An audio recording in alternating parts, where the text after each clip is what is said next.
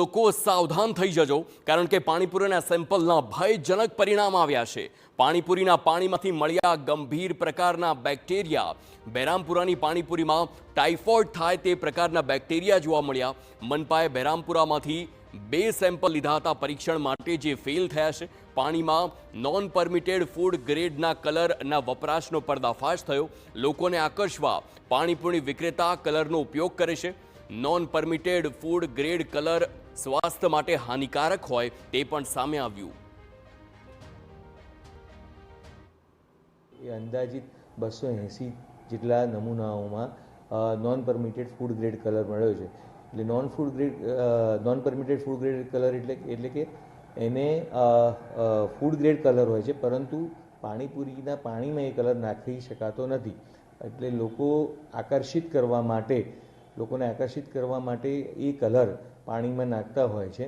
સામે કહીએ તો જે 77 માઇક્રોબાયોલોજીકલ નમૂના લેવામાં આવેલા હતા, એમાંથી 2 જેટલા નમૂનાઓમાં બેક્ટેરિયા મળી આવેલા છે। તો અમદાવાદમાં 10 દિવસમાં પાણીપુરીના પાણીના 1198 સેમ્પલ લેવામાં આવ્યા। 1121 પાણીના સેમ્પલ કેમિકલ એનાલિસિસ માટે મોકલવામાં આવ્યા। 280 સેમ્પલમાં નોન પરમિટેડ ફૂડ ગ્રેડ કલરનો વપરાશનો ખુલાસો થયો। 77 જેટલા સેમ્પલનું કરાયું છે માઇક્રોબાયોલોજીકલ એનાલિસિસ અને 77માંથી 2 સેમ્પલમાં ગંભીર પ્રકારના બેક્ટેરિયા મળ્યા। મનપા દ્વારા શહેરભરમાંથી 110 પાણીપુરીની લારીઓ જપ્ત કરવામાં આવી।